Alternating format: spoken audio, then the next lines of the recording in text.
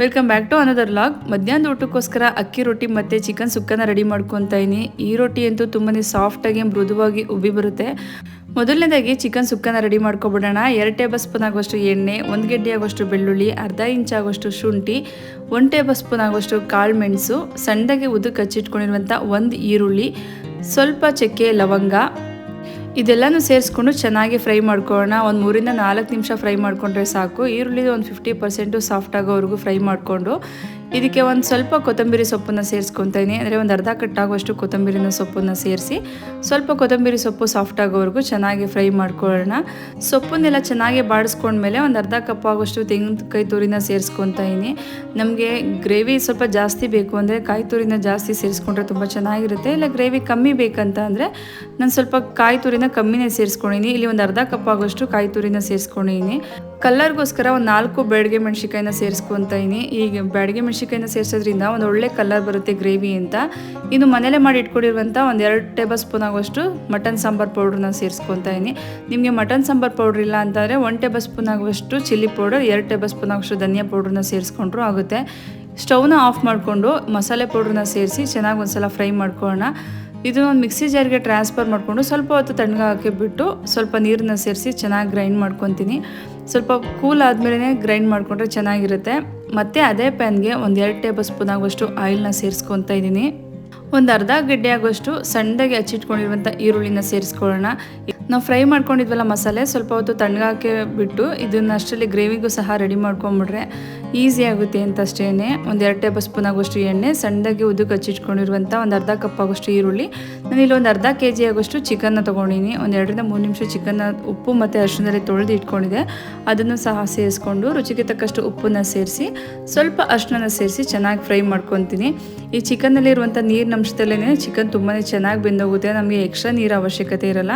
But ಸ್ವಲ್ಪ low ಫ್ಲೇಮ್ನಲ್ಲೇ ಇಟ್ಕೊಂಡು ಈ ಚಿಕನ್ನ ಫ್ರೈ ಮಾಡ್ಕೋಬೇಕಾಗುತ್ತೆ. ಈಗೆಲ್ಲನೂ ಒಂದ್ಸಲ ಚೆನ್ನಾಗಿ ಮಿಕ್ಸ್ ಮಾಡಿ ಒಂದು ಲಿಡ್ನ ಕ್ಲೋಸ್ ಮಾಡಿ ಒಂದು 5 ನಿಮಿಷಗಳ ಕಾಲ ಚೆನ್ನಾಗಿ ಬೇಯಿಸ್ಕೊಳ್ಳೋಣ. ಆ ನೀರಿನ ಅಂಶದಲ್ಲೇ ಚಿಕನ್ ಎಲ್ಲ ಚೆನ್ನಾಗಿ ಸಾಫ್ಟಾಗಿ ಬೇಯುತ್ತೆ ಅಂತ. ಈಗ ಆಲ್ರೆಡಿ ನಾವು ಫ್ರೈ ಮಾಡಿ ಇಟ್ಕೊಂಡಿದ್ವಲ್ಲ ಅದು ಸ್ವಲ್ಪ ಕೂಲ್ ಆಗಿತ್ತು. ಅದಕ್ಕೆ 1 ಕಪ್ ಆಗೋಷ್ಟು ನೀರನ್ನ ಸೇರಿಸ್ಕೊಂಡು ಗ್ರೈಂಡ್ ಮಾಡ್ಕೊತಾ ಇದ್ದೀನಿ. ಅದು ಗ್ರೈಂಡ್ ಆಗೋಷ್ಟರಲ್ಲಿ ಮಧ್ಯ ಚಿಕನ್ನು ಸಹ ತಿರುಗಿಸ್ಕೊಬೇಕಾಗುತ್ತೆ.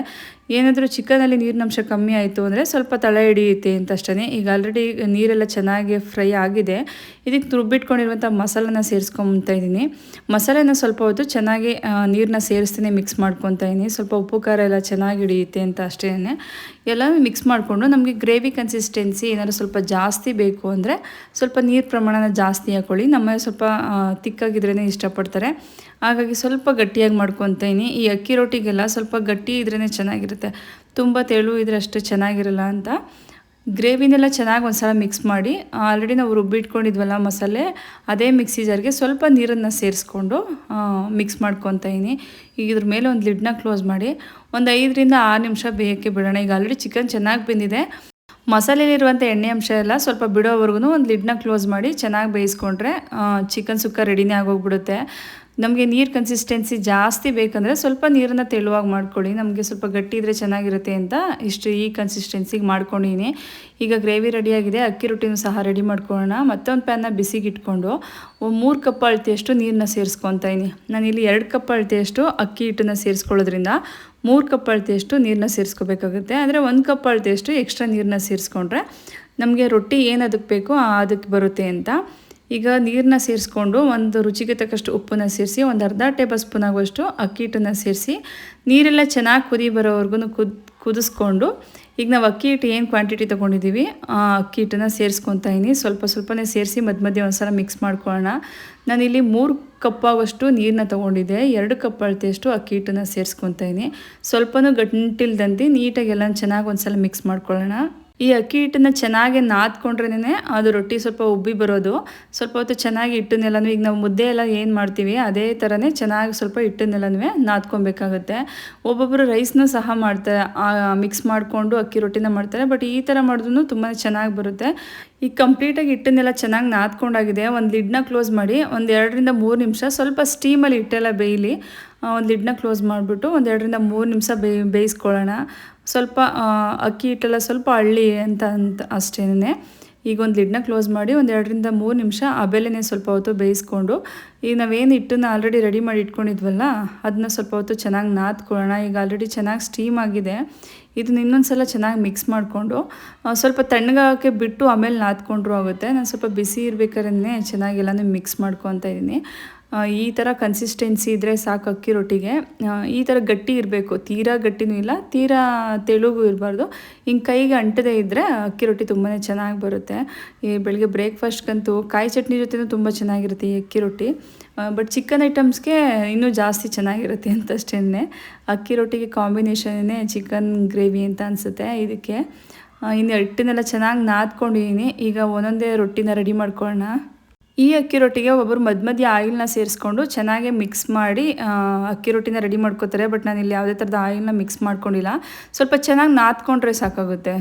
ಚಪಾತಿ ಏನು ಬರುತ್ತೆ ಹಿಟ್ಟು ಆ ಥರ ಕನ್ಸಿಸ್ಟೆನ್ಸಿಗೆ ಚೆನ್ನಾಗಿ ನಾದ್ಕೊಂಡ್ರೆ ತುಂಬಾ ಚೆನ್ನಾಗಿ ಬರುತ್ತೆ ಮತ್ತು ಉಬ್ಬಿ ಸಹ ಬರುತ್ತೆ ಅಂತಷ್ಟೇ. ಈಗ ಸ್ವಲ್ಪ ಅಕ್ಕಿ ಹಿಟ್ಟನ್ನು ಸೇರಿಸ್ಕೊಂಡು ನಾವೇನು ಆಲ್ರೆಡಿ ಹಿಟ್ಟನ್ನು ರೆಡಿ ಮಾಡ್ಕೊಂಡಿದ್ವಿ ಅದನ್ನು ನಾವು ಚಪಾತಿ ಹಿಟ್ಟಿನ ಆಕಾರಕ್ಕೆ ಲಟ್ಟಿಸ್ಕೊಂಡ್ರೆ ಸಾಕಾಗುತ್ತೆ.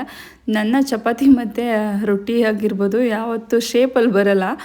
ನಿಮಗೆ ಆದರೂ ಪರ್ಫೆಕ್ಟಾಗಿ ಒಂದು ರೌಂಡ್ ಶೇಪಲ್ಲಿ ಬರಬೇಕಂದ್ರೆ ಯಾವುದಾದ್ರೂ ಒಂದು ಬಾಕ್ಸ್ ಮುಚ್ಚಳದಲ್ಲಿ ಕಟ್ ಮಾಡಿಕೊಂಡ್ರೆ ಸಾಕಾಗುತ್ತೆ, ಒಂದು ಶೇಪಲ್ಲಿ ಬರುತ್ತೆ. ಸೊ ನಾನೇನಲ್ಲಿ ಇಲ್ಲಿ ಬಾಕ್ಸಲ್ಲೆಲ್ಲ ಏನು ಕಟ್ ಮಾಡ್ತಿಲ್ಲ. ನಾರ್ಮಲಾಗಿ ನಾನು ಯಾವ ರೀತಿ ಮನೇಲಿ ಮಾಡ್ಕೊತೀನಿ ಅದೇ ರೀತಿಯೇ ಮಾಡ್ಕೊತೀನಿ. ಈಗೆಲ್ಲನೂ 1 ಬೈ 1 ಲಟ್ಟಿಸಿಟ್ಕೊಂಡು ಹಂಚಿನ ಮೇಲೆ ಹಾಕ್ಕೊಂಡ್ರೆ ಅಕ್ಕಿ ರೊಟ್ಟಿ ರೆಡಿನೇ ಆಗೋಗ್ಬಿಡುತ್ತೆ. ಇದು 1 ಬೈ 1 ಲಟ್ಟಿಸ್ಕೋಬೇಕಂತೇನಿಲ್ಲ, ಒಂದೇ ಸಲ ಲಟ್ಟಿಸ್ಕೊಂಡು ಸಹ ಚಪಾತಿ ನಾವು ಏನು ಮಾಡ್ಕೊತೀವಿ ಅದೇ ಥರನೇ ಮಾಡ್ಕೊಬೋದು. ನಾನು ಇಲ್ಲೆಲ್ಲನೂ ಒಂದೇ ಸಲ ಲಟ್ಟಿಸಿ ಇಟ್ಕೊಂಡ್ಬಿಡ್ತೀನಿ, ಆಮೇಲೆ ಒಂದೇ ಸಲ ಬೇಯಿಸ್ಕೊಂಡ್ರೆ ಆಗುತ್ತೆ ಅಂತ.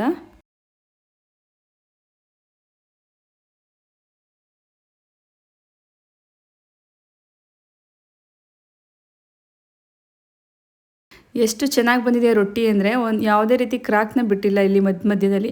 ನಾವು ಅಕ್ಕಿ ಹಿಟ್ಟನ್ನು ಚೆನ್ನಾಗಿ ನಾದ್ಕೊಂಡ್ರೆ ಮಾತ್ರ ಈ ಥರ ಬರೋದು. ಸ್ವಲ್ಪ ಹೊತ್ತು ಚೆನ್ನಾಗಿ ಏನು ನಾವು ತೊಗೊಂಡಿರ್ತೀವಿ ಸೌಟು ಅದರಲ್ಲಿ ಚೆನ್ನಾಗಿ ಸ್ವಲ್ಪ ನಾದ್ಕೊಳ್ಳಿ, ತುಂಬ ಚೆನ್ನಾಗಿ ಉಬ್ಕೊಂಡು ಬರುತ್ತೆ ಅಂತ ಅಷ್ಟೇ.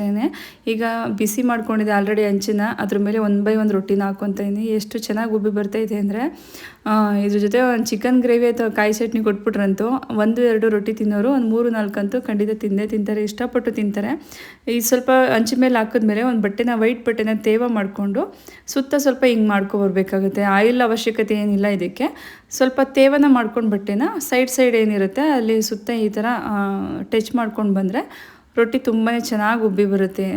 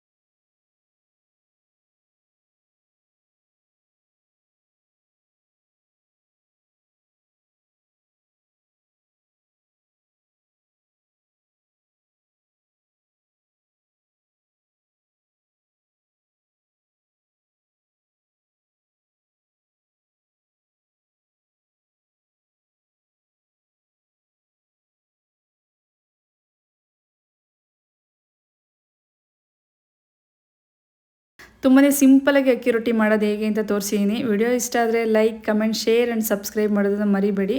ಇನ್ನೂ ಯಾರು ನನ್ನ ಚಾನಲ್ನ ಸಬ್ಸ್ಕ್ರೈಬ್ ಮಾಡದೆ ವಿಡಿಯೋ ನೋಡ್ತಾ ಇದ್ದೀರಾ, ಒಂದು ಸಬ್ಸ್ಕ್ರೈಬ್ ಮಾಡಿ ವಿಡಿಯೋ ನೋಡಿ. ಇನ್ನೂ ಒಳ್ಳೊಳ್ಳೆ ಕಂಟೆಂಟ್ ಜೊತೆ ನೆಕ್ಸ್ಟ್ ವಿಡಿಯೋದಲ್ಲಿ ಸಿಗ್ತೀನಿ.